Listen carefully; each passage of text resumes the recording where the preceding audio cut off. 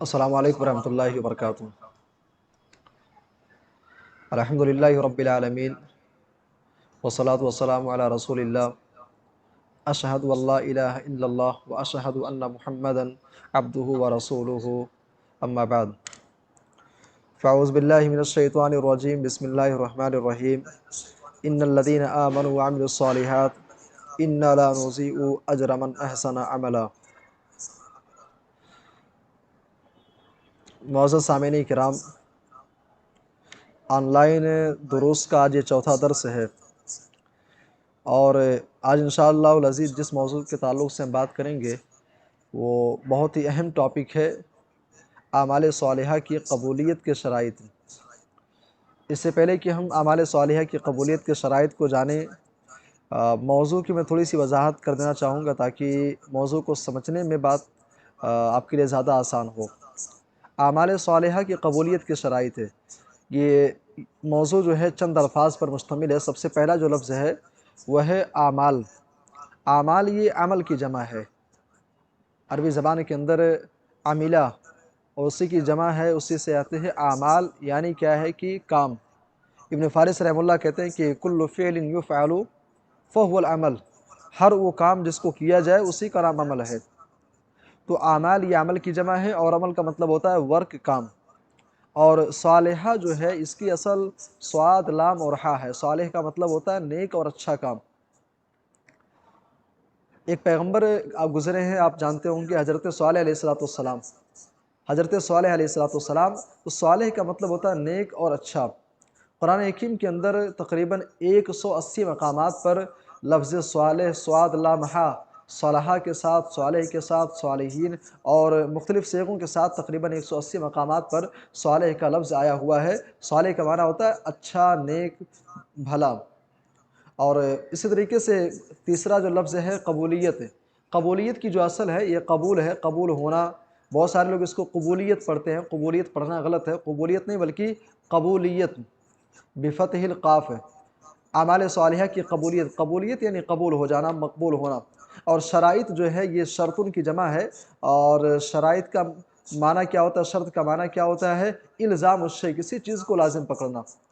اب یہ لفظی اعتبار سے چند باتیں تھیں، اب اس کو آپ موضوع کو آپ سمجھنے کی کوشش کریں۔ اعمال صالحہ کی قبولیت کے شرائط ہے، یعنی نیک اعمال کے مقبول ہونے کی وہ کون سے وجوہات ہیں جن کو لازم پکڑنا ضروری ہے۔ شرط کا معنی ہوتا ہے الزام الشیء، کسی چیز کو لازم پکڑنا، یعنی نیک اعمال کے قبول ہونے کے وہ کون کون سے شرائط ہیں، وہ کون کون سی چیزیں ہیں جس کو لازم پکڑنا نہایت ہی ضروری ہے۔ تو یہ لفظی اعتبار سے اعمال صالحہ کی قبولیت کی وضاحت آپ کے سامنے پیش کی گئی۔ اور مزید کچھ نہ کہتے ہوئے آئیے ہم مین جو ہمارا ٹاپک ہے، جو اصل چیز ہے، ہم اس کو سمجھنے کی کوشش کرتے ہیں۔ اعمال صالحہ کی قبولیت کے شرائط کیا ہیں؟ جب آپ قرآن حکیم کا مطالعہ کریں گے، قرآن حکیم کے اندر بے شمار مقامات پر جہاں بھی اللہ تبارک و تعالیٰ نے عمل کا ذکر کیا ہے، تو عمل کے ساتھ ساتھ صالح کا بھی لفظ آپ کو ملے گا۔ قرآن حکیم کی ایک آیت اپنے سامنے آپ رکھیں، سورۃ الکہف کی آیت نمبر 30 اپنے سامنے رکھیے۔ ان الذین آمنوا وعملوا الصالحات، جو لوگ ایمان لائے اور عمل صالح کیے، ان لا نضیع اجر من احسن عملا، تو ایسے شخص کے اجر کو، اس کے ثواب کو، ایسے انسان کے اعمال کو ہم ضائع نہیں کریں گے، برباد نہیں کریں گے۔ اس آیت میں اگر آپ غور کریں گے، ان الذین آمنوا وعملوا الصالحات، تین چیزیں آپ کو ملیں گی۔ سب سے پہلے ایمان ہے، اس کے بعد پھر عمل ہے، پھر اس کے بعد صالحات ہے۔ ایمان، عمل اور صالح۔ یہاں پہ میں اس سے پہلے کہ شرائط بیان کروں، ایک چیز میں وضاحت کر دینا چاہوں گا کہ آپ دیکھیں گے قرآن حکیم کے اندر اللہ نے جہاں بھی عمل کا ذکر کیا ہے، تو عمل سے پہلے آپ کو ایمان ملے گا، اور عمل کے بعد آپ کو صالح ملے گا۔ اس سے پہلے درس میں سورۃ العصر کی تفسیر پیش کی گئی تھی۔ سورۃ العصر کو اپنے سامنے آپ رکھیے، والعصر ان الانسان لفی خسر الا الذین آمنوا وعملوا الصالحات، وعملوا الصالحات ہے۔ تو پہلے ایمان ہے، پھر بیچ میں عمل ہے، اس کے بعد پھر صالحات ہے۔ یہاں پہ جو بات میں سمجھانا چاہتا ہوں، انسان کی زندگی کی، ہماری اور آپ کی زندگی کے تین مراحل ہیں۔ ایک ہے بچپنا، دوسری ہے جوانی، اور تیسرا مرحلہ ہے بڑھاپے کا۔ بچپنے میں ہوتا کیا ہے کہ بچپن میں شرعی اعتبار سے شریعت یہ کہتی ہے کہ بچے کو ایمان کی باتیں سکھلائی جائیں، عقیدے کی باتیں سکھلائی جائیں، اس کے ذہن و دماغ میں عقیدے کی بات فٹ کی جائے۔ اچھا اس کے بعد پھر دوسرا مرحلہ تھا جوانی کا. جوانی میں کیا ہے کہ انسان کو کام کرنا ہے، عمل. دیکھیے قرآن حکیم کا اسلوب دیکھیے، ان الذین آمنوا الا الذین آمنوا وعملوا الصالحات. ایمان پھر عمل پھر صالح، تین چیزیں ذکر کی ہے. تو پہلا مرحلہ یہ ہے کہ انسان جو ہے ایمان کی باتوں کو سیکھے، اور اس کے بعد جوانی میں انسان کو کام کرنا ہے. اسی لیے جوانی کی عبادت اللہ تبارک و تعالیٰ کی نگاہ میں بہت ہی زیادہ محبوب ہے. اتنی محبوب ہے کہ قیامت کے دن اللہ تبارک و تعالیٰ ایسے نوجوانوں کو اپنے عرش کا سایہ نصیب کرے گا جو اپنی جوانی کے ایام کو اللہ کے دین کے حصول کو سیکھنے کے لیے، اللہ کے دین کو سمجھنے کے لیے، شریعت کے مطابق جنہوں نے اپنی جوانی کو گزارا ہے، ایسے نوجوانوں کو اللہ اپنے عرش کا سایہ نصیب کرے گا. اچھا اس کے بعد تیسری چیز کیا ہے؟ بیچ میں عمل ہے جو اشارہ کرتا ہے کہ جوانی کے عالم میں اللہ کی عبادت زیادہ ہونی چاہیے. اس کے بعد پھر صالحات ہے. تو یہ اس آیت کریمہ کے تعلق سے ایک بات تھی. کسی بھی عمل کے قبول ہونے کے لیے اہل علم نے عام طور سے 2 شرائط بیان کیے ہیں، لیکن میں آپ کے سامنے 2 نہیں بلکہ 3 شرائط میں آپ کے سامنے پیش کروں گا. کسی بھی عمل کے قبول ہونے کے لیے، کسی اچھے کام کے قبول ہونے کے لیے 3 شرائط ضروری ہیں. 3 شرائط کون کون سے ہیں اس کو سمجھنے سے پہلے عمل صالح کسے کہتے ہیں یہ بھی واضح کر دینا مناسب معلوم ہوتا ہے. عمل صالح کسے کہتے ہیں؟ عمل کا مطلب ہے کام، صالح کا مطلب ہے نیک. تو لفظی اعتبار سے، لغوی اعتبار سے عمل صالح کہتے ہیں اچھے کام کو، نیک کام کو. اب جو بھی اچھا کام ہے، جو بھی خیر کا کام ہے، جو بھی بھلائی کا کام ہے، ہر اچھا کام کیا ہے کہ عمل صالح ہے. لیکن شرعی اعتبار سے اہل علم نے عمل صالح کی مختلف تعریفات کی ہیں. میں ایک تعریف آپ کے سامنے بھی پیش کروں گا، اور ایک دوسری تعریف انشاءاللہ درس کے آخر میں وہ تعریف آپ کے سامنے پیش کی جائے گی. ایک تعریف اپنے سامنے آپ رکھیں. عمل صالح کسے کہتے ہیں؟ هو العمل المرضی عند اللہ، وہ عمل جو اللہ کی نگاہ میں پسندیدہ ہو، اللہ کی نگاہ میں جو محبوب ہو. یہ مختصر سی تعریف اپنے سامنے رکھیے. عمل صالح کسے کہتے ہیں؟ وہ عمل جو اللہ کی نگاہ میں محبوب ہو، اللہ کی نگاہ میں پسندیدہ ہو. اب سوال یہ پیدا ہوتا ہے کہ اللہ کی نگاہ میں کون سا عمل محبوب ہے، کون سا عمل اللہ کی نگاہ میں پسندیدہ ہے؟ تو ایسے اعمال کی 3 شرطیں ہیں. کسی بھی عمل کے قبول ہونے کے لیے عمل صالح کی قبولیت کی 3 شرائط ہیں. پہلی شرط یہ ہے الاسلام. اگر آپ عمل صالح کر رہے ہیں تو اس کے لیے ضروری یہ ہے، اور آپ اس کا فائدہ بھی چاہتے ہیں تو اس کے لیے ضروری یہ ہے کہ آپ صاحب ایمان ہو. ایک شخص لاکھ نیکیاں کر لے، لاکھ عبادتیں کر لے، کتنی بھی وہ پوری زندگی عبادتوں میں اللہ کی رضا جوئی کی، پوری زندگی وہ عبادتوں میں، نیک کام میں، اچھے کام میں، غریبوں، مسکینوں اور فقیروں کی مدد کرنے میں گزار دے. بہت سارے لوگ ہیں بھائی، بہت سے ایسے ہمارے غیر مسلم بھائی ہیں، آپ دیکھتے ہوں کہ جگہ جگہ وہ لنگر لگاتے ہیں. جگہ جگہ کیا ہے کہ لوگوں کو دوائیں فراہم کرتے ہیں، جو یتیم بچے ہیں ان کی کفالت کرتے ہیں.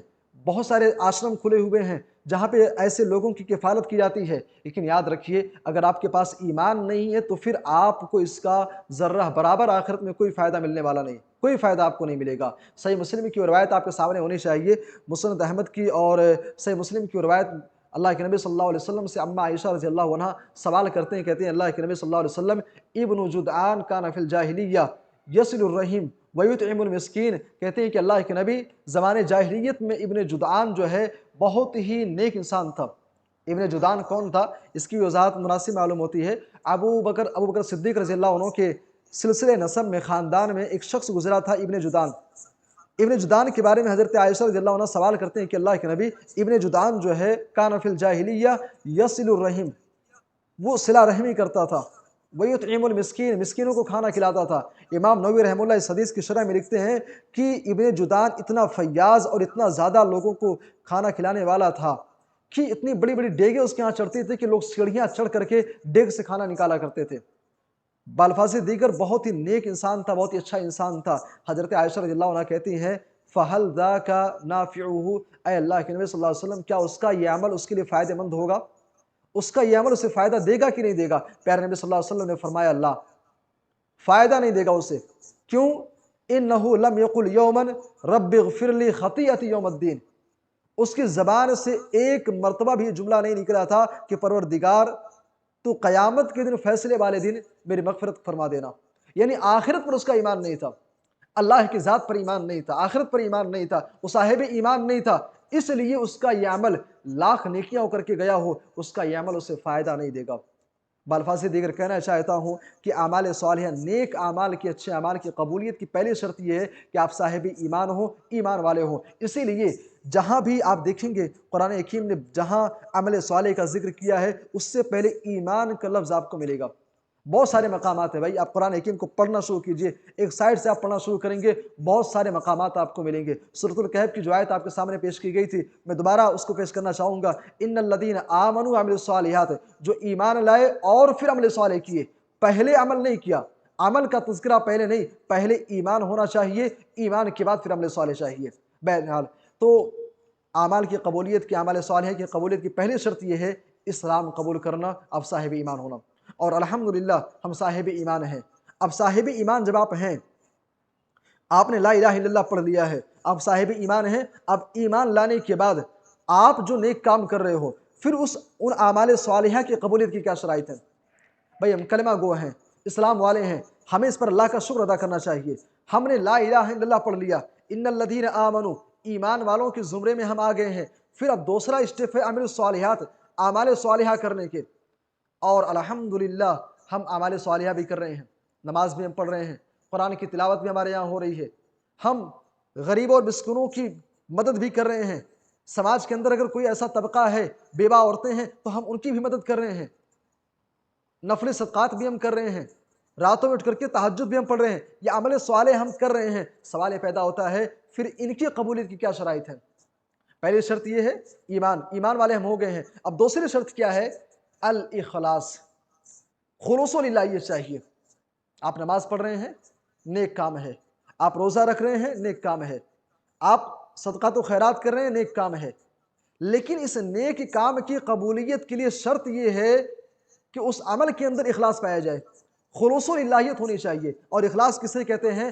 ہوا ان یرید العبد بعملہ التقرب الی اللہ تعالی وحدہ، اس عمل کے ذریعے سے اللہ رب العالمین کی رضا جوئی، اللہ کی خوشنودی مقصود ہو۔ بس آپ جو بھی کام کر رہے ہو اس کے پیچھے مقصد یہ ہونا چاہیے کہ اللہ راضی ہو جائے، اللہ اسے قبول کر لے، خلوص و الہیت ہونی چاہیے۔ چونکہ اگر ہم لاکھ عبادتیں کر لیں بھائی، اگر اخلاص نہیں ہے تو مرنے کے بعد قیامت کے دن جب حساب و کتاب کا سلسلہ شروع ہوگا، ہمارے اعمال ہمارے منہ پر مار دیے جائیں گے۔ آپ پنج وقتہ نماز کے پابند، آپ پنج وقتہ نمازی ہیں، آپ راتوں میں اٹھ کر کے آپ تہجد بھی پڑھنا شروع کر دیجئے، لیکن اگر اس عمل کے اندر اخلاص نہیں ہے، ریاکاری ہے، دکھاوا ہے، تو یقین مانیے ایسے اعمال کو اللہ کے یہاں کوئی ضرورت نہیں ہے۔ اسی لیے ایک جملہ بارہا آپ نے سنا ہوگا کہ اللہ کی نگاہ میں کوانٹٹی نہیں، اللہ کی نگاہ میں کوالٹی چاہیے۔ اور اس تعلق سے ایک روایت آپ کے سامنے ہونی چاہیے، بڑی مشہور روایت ہے، صحیح مسلم کی وہ حدیث آپ کے سامنے ہونی چاہیے۔ اللہ کے نبی صلی اللہ علیہ وسلم نے فرمایا ان اول الناس یقضى علیہ یوم القیامہ، قیامت کے دن جن لوگوں کا سب سے پہلے حساب و کتاب ہوگا، رجل استشہد، ایک شہید کو لایا جائے گا، ورجل تعلم العلم، اس کے بعد ایک عالم دین کو لایا جائے گا جس نے دین کے علم کو سیکھا، قرآن کو سیکھا، اس کے بعد پھر ایک اور آدمی کو لایا جائے گا، ورجل وسع اللہ علیہ، ایک مالدار آدمی کو لایا جائے گا۔ یہ تینوں قسم کے آدمی اللہ کے سامنے پیش کیے جائیں گے۔ شہید، اللہ تعالیٰ پوچھے گا میرے بندے فعرفہ نعمہ، اللہ اپنے نعمتیں یاد دلائے گا، وہ بندہ کہے گا اللہ تیرے راہ میں قتال کرتے کرتے، جنگ کرتے کرتے میں نے شہادت کا جام نوش کر لیا، اپنی جان کی قربانی دے دی۔ اس کے بعد دوسرا آدمی جو عالم دین ہوگا، اللہ اس سے پوچھے گا تو نے کیا کیا، زندگی ملی تھی، نعمتیں ملی تھی، کیا کیا؟ بندہ کہے گا اے اللہ میں نے دین کو سیکھا، قرآن کو سیکھا، میں نے قرآن کو سکھلایا۔ تیسرا وہ آدمی جس کو مال کی جیسی نعمت اسے ملی تھی، مالدار آدمی تھا، اللہ اس سے پوچھے گا میرے بندے دنیا کے اندر گیا تھا، کیا کر کے آیا ہے؟ کہے گا اللہ ما ترکت سبیلا الا انفقت فیہ، جس راستے میں مال کے خرچ کرنے کی ضرورت تھی، اے اللہ اس راستے کے اندر میں نے مال کو خرچ کیا، ایک بھی راہ میں نے نہیں چھوڑی، جہاں بھی تعاون کی بات آئی، مدد کرنے کی بات آئی، اے اللہ میں نے دل کھول کر کے مال کو اس راہ میں خرچ کرتا رہا۔ اس کے بعد پھر معاملہ کیا ہوگا، ان کا انجام کیا ہوگا؟ اللہ کہے گا کذبتا، اے شہید تو جھوٹ بول رہا ہے، اے عالم دین تو جھوٹ بول رہا ہے، اے مالدار شخص تو جھوٹا ہے، تو جھوٹ بول رہا ہے، تو نے شہادت کا جام تو اس لیے نوش کیا تھا، تو نے میدان جنگ میں جا کر کے بہادری تو نے اس لیے دکھائی تھی تاکہ دنیا تجھے بہادر کہے، فقد قیل، دنیا کے اندر تجھے بہادر کہا گیا۔ عالم دین سے کہے گا میرے بندے تو جھوٹ بول رہا ہے، تو نے علم تو اس لیے سیکھا تاکہ دنیا کے اندر تجھے قاری قرآن کہا جائے، فقد قیل، دنیا کے اندر تجھے کہا گیا۔ اے مالدار شخص تو نے مال خرچ اس لیے کیا تاکہ تجھے جواد کہا جائے، تجھے سخی کہا جائے، تو تجھے دنیا کے اندر ٹائٹل مل چکا ہے، یہ رقم مل چکا ہے۔ جس مقصد کے تحت تو نے یہ کام کیا تھا اس کا بدلہ، اس کا صلہ تجھے دنیا کے اندر مل گیا ہے۔ اس کے بعد پھر تینوں کو گھسیٹ کر کے جہنم کے اندر پھینک دیا جائے گا۔ یہاں پہ قابل غور بات یہ ہے کہ ایک شخص اپنی زندگی کو داؤں پر لگا دیا، ایک شخص نے مال کی قربانی دی، ایک شخص نے وقت کی قربانی دی۔ انسانی زندگی کے اندر تین چیزیں بڑی اہم ہوا کرتی ہیں۔ انسانی زندگی میں تین چیزیں بڑی اہم ہوتی ہیں بھائی۔ نمبر ایک، اس کی جان بڑی اہم ہوتی ہے۔ انسانی زندگی کے اندر مال کی بڑی اہمیت ہوتی ہے۔ انسانی زندگی کے اندر وقت کی بڑی اہمیت ہوتی ہے۔ ایک نارملی ایک انسان کی زندگی میں تین چیزیں بڑی اہمیت کی حامل ہوتی ہیں بھائی۔ جان کی قربانی کوئی دینا نہیں چاہتا ہے۔ مال ایسی چیز ہے کہ جس کے پاس دولت آتی ہے، ایسا انسان کہتے ہیں کہ جس کو دولت ملتی ہے اس کو دل نہیں ملتا ہے۔ وقت ایسی چیز ہوتی ہے جو انسان کسی کو دینا نہیں چاہتا ہے، لیکن غور کرنے کا مقام یہ ہے کہ ایک شخص نے جان کی قربانی دی، مال کی قربانی دی، وقت کی قربانی دی، لیکن نتیجہ کیا نکلا؟ عمل کے اندر اخلاص نہیں تھا، اس لیے جہنم کے اندر پھینک دیا گیا۔ تو اعمال کی قبولیت کے لیے شرط یہ ہے بھائی، اعمال صالحہ کے قبول ہونے کے لیے شرط یہ ہے کہ اس کے اندر اخلاص پایا جائے۔ یقیناً جہاد کرنا ایک عمل صالح ہے، قرآن کی تعلیم دینا عمل صالح ہے، ایسا کام ہے جس سے اللہ خوش ہوتا ہے، لیکن اس عمل صالح کے اندر اخلاص نہیں پایا گیا، اس لیے ایسے اعمال کو انسان کے منہ پر مار دیا گیا۔ بلکہ اور دوسری روایتیں آپ دیکھیں گے، اللہ کے نبی صلی اللہ علیہ وسلم نے فرمایا کہ قیامت کے دن ایسے انسانوں کو، ریاکاروں کو لایا جائے گا۔ جب ریاکار پیش کیے جائیں گے، اللہ پوچھے گا میرے بندے تو نے یہ عمل جو کیا تھا کیوں کیا تھا؟ بندہ کہے گا اللہ تیری رضا کے لیے کیا تھا۔ اللہ کہے گا تو جھوٹ بولتا ہے، تو نے دکھانے کے لیے کیا تھا، ریاکاری تیرے اندر پائی جا رہی تھی۔ اب جا، جس کو دکھانے کے لیے تو نے یہ کام کیا تھا، جا کر کے اسی سے بدلہ مانگ لے، اسی سے صلہ مانگ لے۔ تو یہ اعمال صالحہ کی قبولیت کی شرائط میں سے یہ دوسری شرط یہ ہے کہ اخلاص پایا جانا چاہیے۔ جو بھی آپ عمل کریں اس کے اندر خلوص للہیت پائی جانی چاہیے۔ اسی طریقے سے اعمال صالحہ کی قبولیت کی تیسری شرط المتابعہ، یعنی سنت رسول کی اتباع پائی جانی چاہیے۔ آپ جو عمل کر رہے ہو اس عمل کے اندر رسول اکرم صلی اللہ علیہ وسلم کی سنت کی پیروی پائی جانی چاہیے۔ ایک مثال کے ذریعے سے میں بات کو واضح کرنا چاہوں گا۔ مثال کے طور پہ ہم نماز پڑھتے ہیں بھائی، اب آپ نماز کے اندر آپ شریک ہوئے، پوری دل جمعی کے ساتھ، خشوع خضوع کے ساتھ، آپ کی نیت بھی صحیح ہے، خلوص و للہیت کے ساتھ آپ نماز پڑھ رہے ہو، لیکن اگر اس کے اندر سنت رسول کی اتباع نہیں ہے، مثال کے طور پہ آپ نماز کے لیے کھڑے ہوئے، اب سنت رسول، پیارے نبی کا طریقہ کیا ہے؟ اللہ کے نبی نے فرمایا صلو کما رأیتمونی اصلی۔ سنت رسول کی اتباع یہ ہے، پیارے نبی سے جو صحیح حدیثیں ثابت یہ ہے کہ آپ رفع الیدین کرتے ہوئے آپ سینے پر نیت باندھیں۔ صحیح حدیثیں موجود ہیں، لیکن صریح حدیثوں کو چھوڑ کر کے آپ نیت کہیں اور باندھ رہے ہیں۔ پیارے نبی نے رفع الیدین کی تعلیم دی ہے، آپ رفع الیدین نہیں کر رہے ہیں بھائی۔ آپ پیارے نبی صلی اللہ علیہ وسلم کی سنت کے خلاف آپ جا رہے ہو۔ نماز کے اندر، نماز ایک عمل صالح ہے، عمل صالح کے اندر اخلاص ضرور ہے، لیکن اس عمل صالح کے اندر سنت رسول کی اتباع نہیں پائی جا رہی ہے۔ پیارے نبی نے رفع الیدین کا حکم دیا، آپ رفع الیدین نہیں کر رہے ہو۔ پیارے نبی نے سینے پر نیت باندھنے کا حکم دیا، آپ نہیں کر رہے ہو۔ پیارے نبی نے رکوع کا طریقہ بتلایا، آپ پیارے نبی کے بتائے ہوئے طریقے کے خلاف آپ رکوع کر رہے ہو۔ پیارے نبی نے سجدہ کرنے کا طریقہ بتلایا، سجدے میں جانے کے بعد انسان ہاتھ کیسے رکھے، سر کیسا ہو، کس طریقے سے سجدہ کرنا ہے، ایک ایک چیز پیارے نبی صلی اللہ علیہ وسلم نے واضح طور پر بیان کر دیا ہے، لیکن آپ سنت رسول کے خلاف آپ نماز پڑھ رہے ہو۔ یقین مانیے آپ کا یہ عمل مردود ہے، آپ کا یہ عمل مردود ہے، آپ کا یہ عمل مردود ہے۔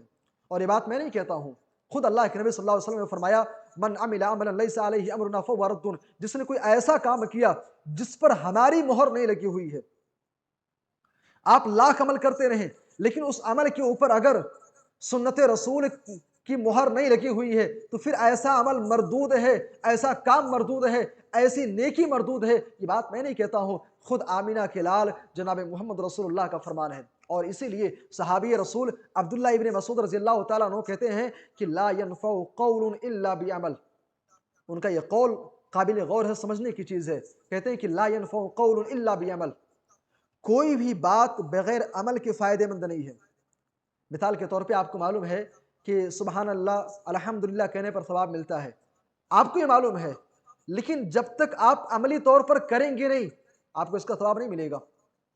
آپ کو معلوم ہے کہ نماز ایک عبادت ہے، اس کو پڑھنی ہے، فرض ہے یہ، لیکن آپ صرف جانتے ہیں، قول ہے یہ، لیکن عمل نہیں کر رہے ہیں تو آپ کو کوئی فائدہ نہیں ملے گا۔ لا ينفع قول الا بعمل، کوئی بھی قول بغیر عمل کے فائدے مند نہیں ہے۔ اچھا اس کے بعد کیا کہتے ہیں؟ ولا قول ولا عمل الا بنیت، اور کوئی بات کوئی عمل بغیر اخلاص نیت کے فائدے مند نہیں ہے۔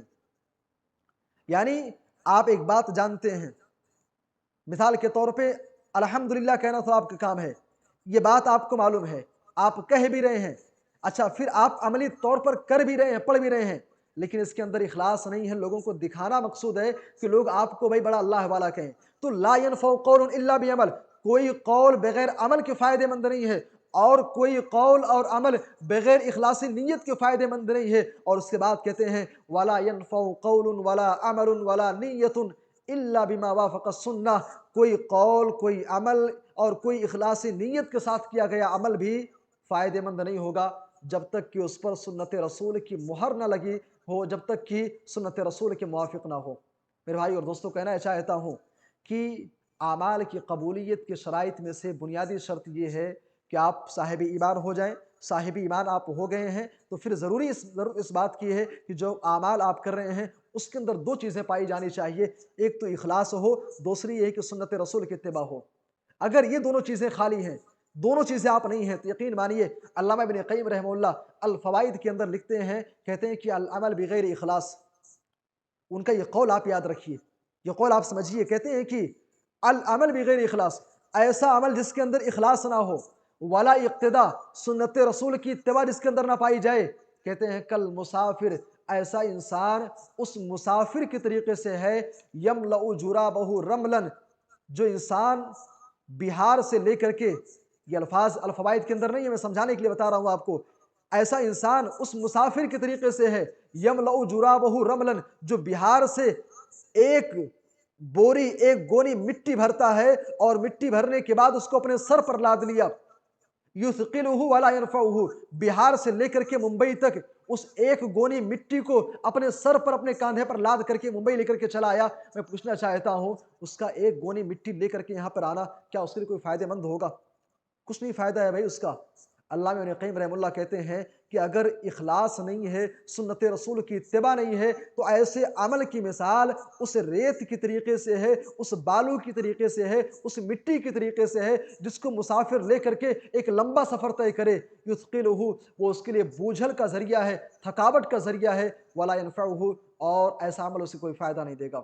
سامعین کرام، یہ چند باتیں تھیں اعمال صالحہ کی قبولیت کے شرائط کے تعلق سے، امید ہے کہ باتیں سمجھ میں آ گئی ہوں۔ بس ایز اے ریمائنڈر میں ایک خلاصے کے طور پہ بات رکھنا چاہوں گا، اعمال صالحہ کی قبولیت کی 3 شرطیں ہیں بھائی، نمبر 1 اسلام، نمبر 2 اخلاص، اور نمبر 3 سنت رسول کی اتباع۔ اللہ ہم سب کو قرآن و سنت کے مطابق اعمال صالحہ کو انجام دینے کی توفیق عطا فرمائے، آمین، تقبل یا رب العالمین۔